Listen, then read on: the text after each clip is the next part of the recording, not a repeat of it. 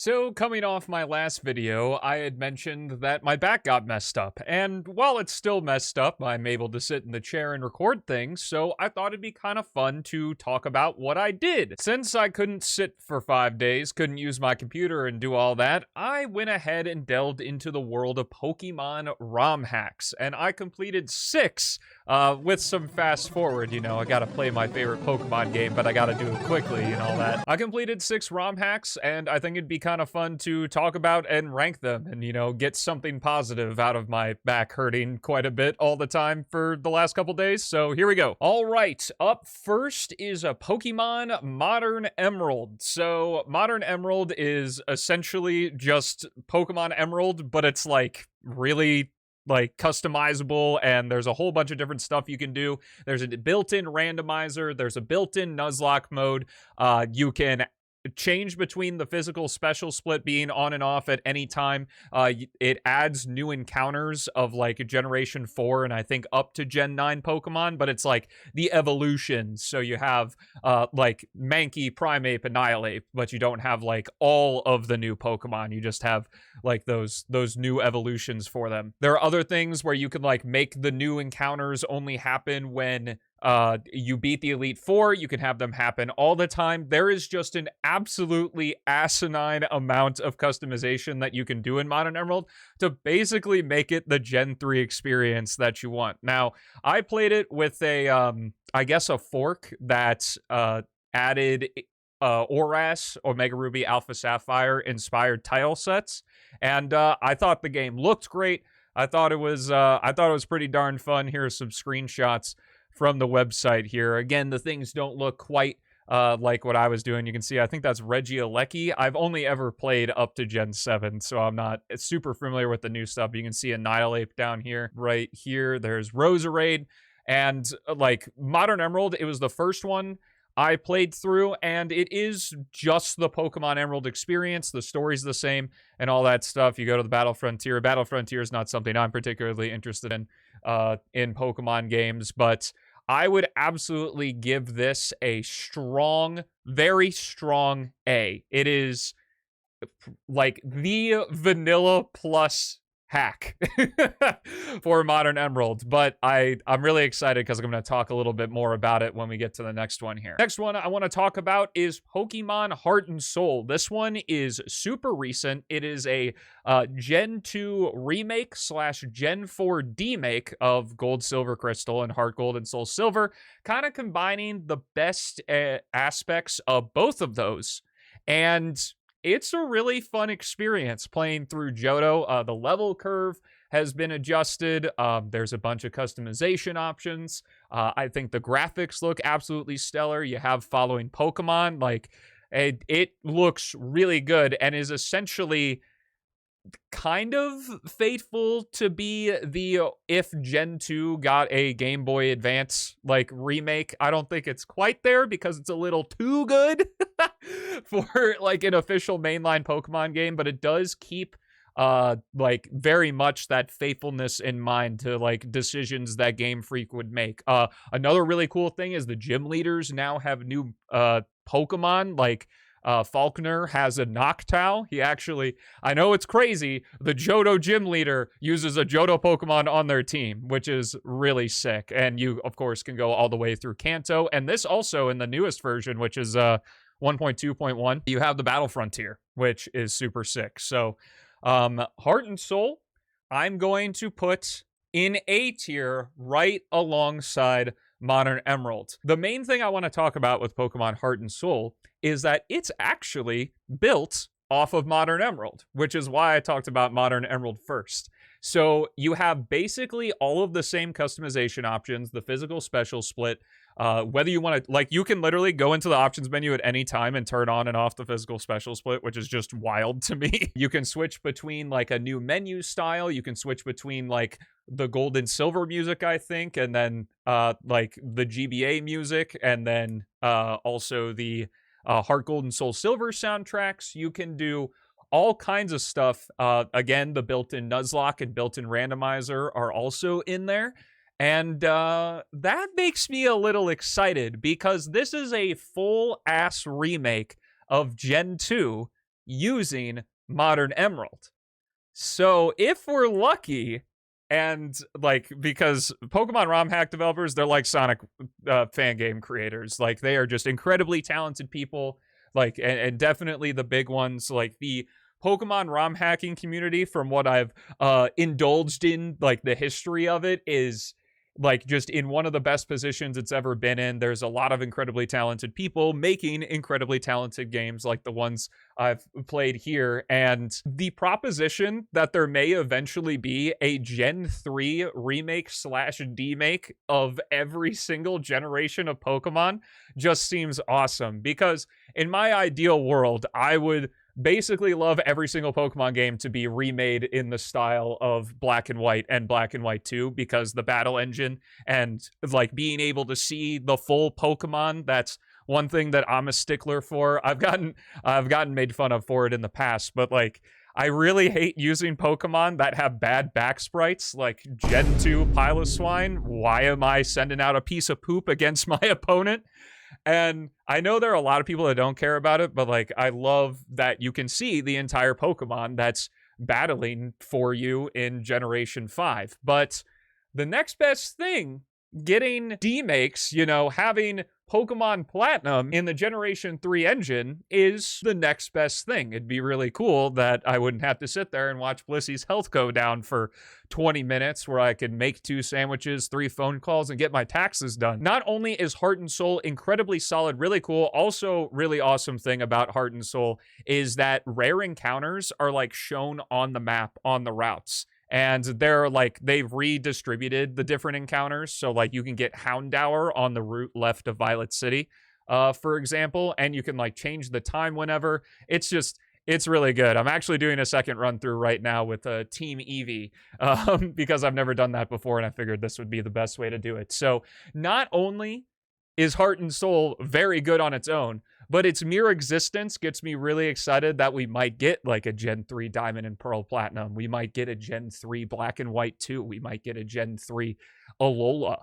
That would be super sick. Next up is a Pokemon Emerald Seaglass. So this is created by Nemo, and that's important for reasons I'll get to in a minute, and all the links to all of these I'll have down below with the credits of the people who created them. Emerald Seaglass, it's kind of like Modern Emerald. There's a lot of new updated things about it, but the main striking thing is that it is Pokemon Emerald, but in the Game Boy Color style, and let me tell you, this art style looks so good. Nemo did an incredible job, like devamping all of the Gen 3 stuff to look like Gen 2. You got the beautiful battle backgrounds, you've got all sorts of different things, and this one goes a little bit farther than Modern Emerald in terms of like what's available in the game. Like, there are a lot more different evolutions. You have ability patches and ability capsules to switch your Pokemon's ability. I will say though that in Modern Emerald and Heart and Soul, there are ways to like switch your abilities and EV train, but Seaglass, like, it adds a little mart in Petalburg City, where it gains more items as you progress through the story, and one of those is the ability to buy like ability patches, ability capsules, and it does tweak some Pokemon's, especially their hidden abilities, to be like ridiculously good. So I've actually played through this one twice. And on my second run, I decided I'll use Keelvor. I don't know how to say it. It's Scyther's new evolution. I think I got in Legends Arceus. Again, haven't played past Brilliant Diamond, Shining Pearl. So Legends Arceus is definitely on my like backlog list of a game I'd want to play though. But I used that, and I don't know if this is its normal hidden ability in the game, or like in Legends Arceus or further games, but it has Sharpness as its hidden ability, which boosts the power of slicing moves, and it gets this move Stone Axe, it gets Aerial Ace, and it gets X Scissor, along with Night Slash, which I think Sharpness also affects. Once I evolved it, like before the Fortree City Gym, I just absolutely annihilated the game. I don't really like care that much about difficulty of Pokemon, because like I'm the type of player where I enjoy going on the journey of just building a team and having fun. I'm not really looking for super difficult Pokemon games. But I will say that like using Keelvor with sharpness, I kind of just curb stomped the entire game. Literally nothing stood a chance. I just absolutely obliterated it. Now there is a hard mode. Additionally, in Modern Emerald, there's also a hard mode. There's not one for Heart and Soul. I don't think one's going to be made for Heart and Soul. However, there are like different Nuzlocke modes where you can make it to where your Pokemon don't gain any experience, or you make the level cap at a gym leader's lowest level Pokemon instead of the highest level Pokemon. Also, all three of these that I've talked about so far have level caps. Which I think is really nice. You don't have to think about it and, you know, accidentally over level, especially because they all have the modern experience share, which for me is something that I really enjoy. It, you know, cuts down on a bunch of the grind, even in fast forward. I really appreciate that. But yeah, I think I went a little too overkill in Emerald Seaglass on my second run through, but it was a lot of fun all the same. Game looks great. Highly recommend playing it. I am giving this just above Modern Emerald. So like Modern Emerald could be S, but I think it's more A, and Emerald Seaglass could be A, but I think it's more S just because I love the Game Boy Color art style. And I love the little additions to areas like Rustboro City has a wishing well that kind of works like the Wonder Trade.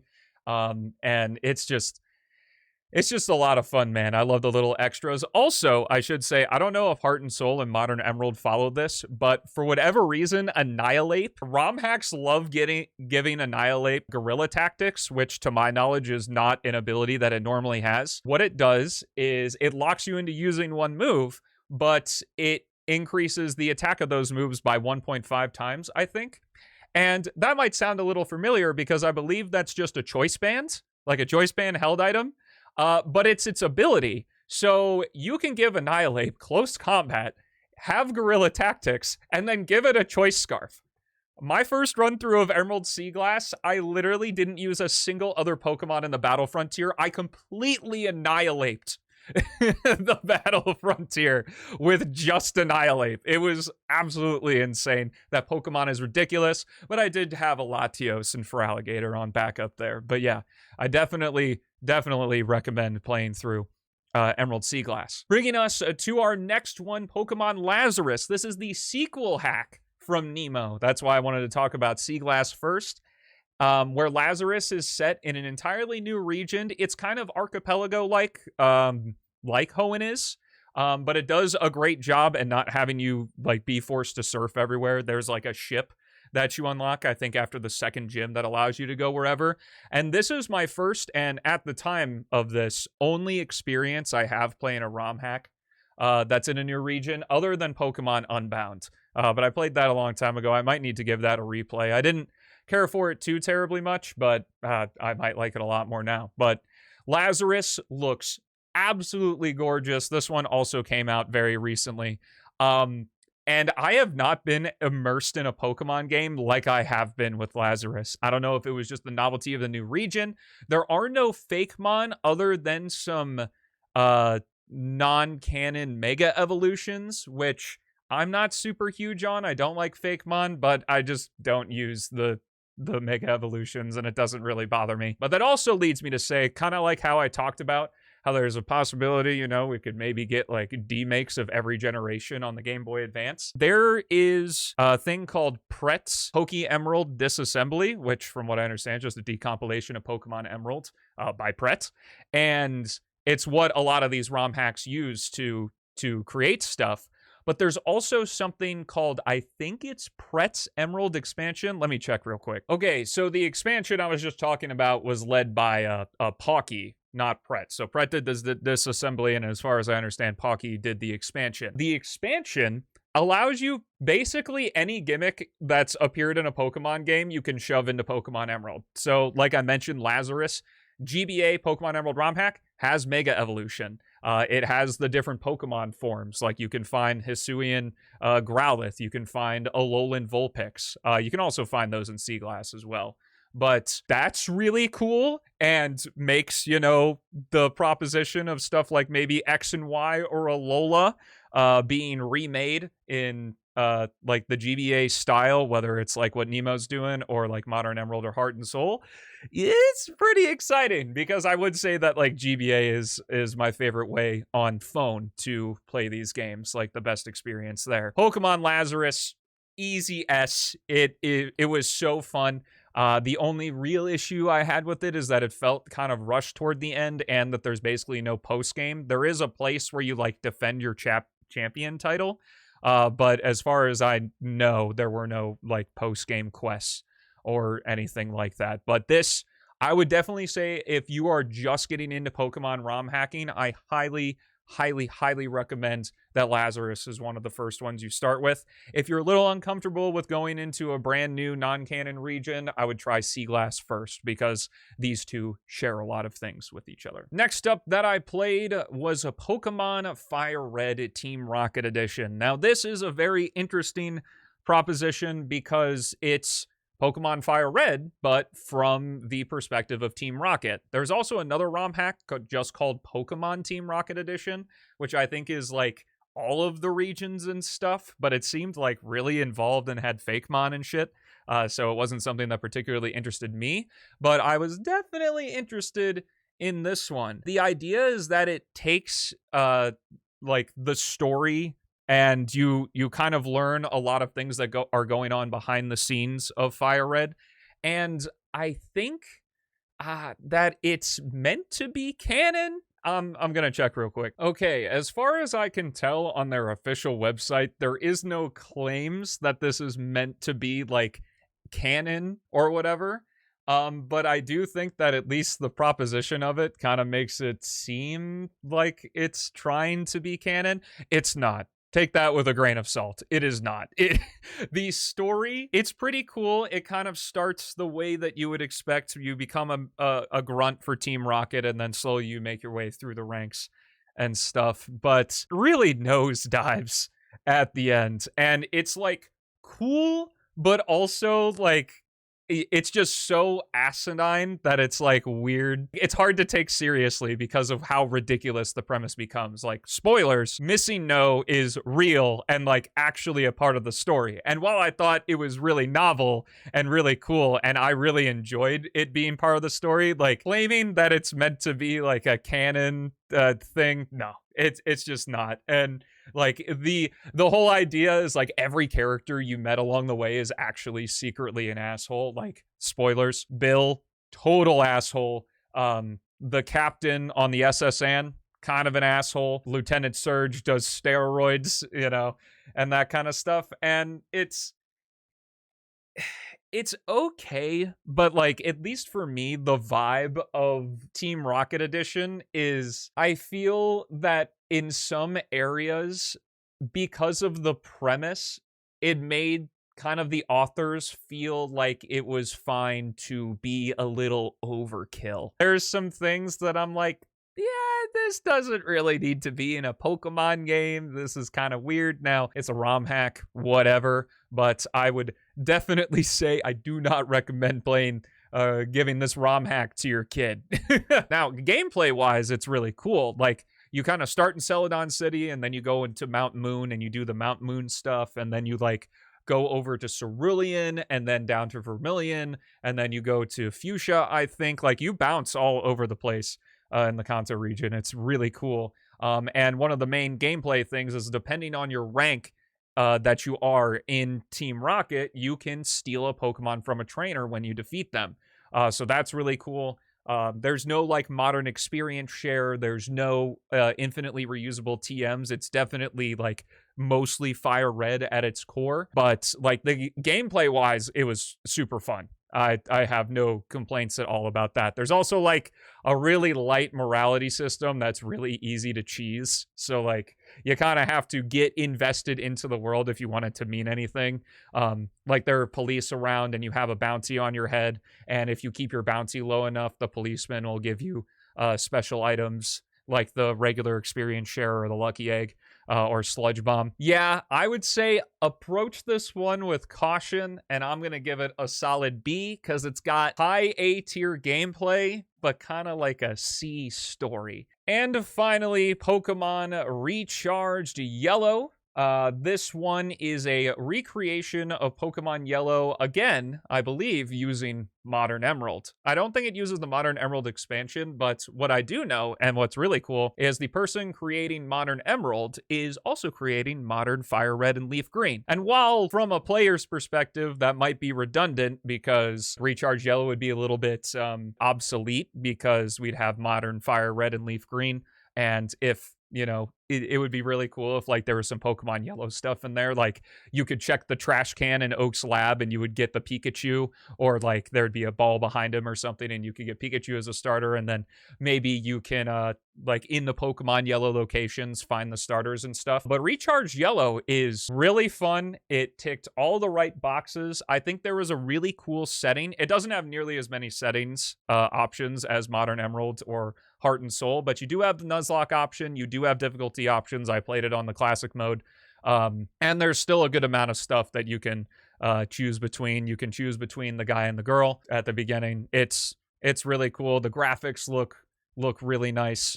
That might be a older screenshot. All right, just to get an idea, thanks to Joe Martin MVC for doing a playthrough of this game, but this is kind of just a little bit of to show you what the graphics look like and stuff. It's mostly Fire Red, Leaf Green with little touch-ups, like we got a new player character and how they look and stuff like that. So it's really cool. Pokemon Yellow was my first game ever, and recently I found the cartridge. Like, this is the cartridge of Pokemon Yellow that at the very first video game I ever played. So really cool with that. And because of that, I gotta put it right there. It's not like as insane as Lazarus. It's you could easily argue that Seaglass, Modern Emerald, and Heart and Soul are all better. You could even say that Fire Red Team Rocket Edition is better. But I can't, man. I had such a great time with this. Also, don't forget in these hacks that if you can go to Kanto, I'd check underneath the truck in the SSN port. But yeah, so I know it was a little different, not Sonic the Hedgehog, but I wanted to have some fun, get a little something out of my back being dead. Another thing that I've also done is read some like Nuzlocke forums. Currently, I'm following an exclusion lock. I'll put a link to the thread in the description where like you start in red and blue and you work your way all the way through all of the Pokemon games, and any Pokemon that you consider used in a game is excluded from being used in future games. And they're doing every version, so like red, blue, yellow, gold, silver, and crystal. So like it's kind of crazy when you go, red, blue, yellow, and then you go Fire Red, Leaf Green, and all of a sudden in Fire Red, Leaf Green there's a shit ton of Pokemon you can't use because you used them throughout the other 6 versions of Kanto you already played. So that's been really fun to read, and I hope that I gave some insight and maybe you'd try out some of these ROM hacks for yourself. And who knows, if folks like this, I'll play some more Pokemon ROM hacks and continue to build on this list. If you have any recommendations, please give them to me. The only huge thing is that I don't really like any Fakemon or fake forms, but I'm okay with like different regions and stuff like that. So I have already played Pokemon Unbound. I've played Crystal Clear. I've played Polished Crystal. So don't need to recommend those because I've already played them. But yeah, until next time, thank you so much for watching. Have a fantastic rest of your day, and I'll see you in the next one.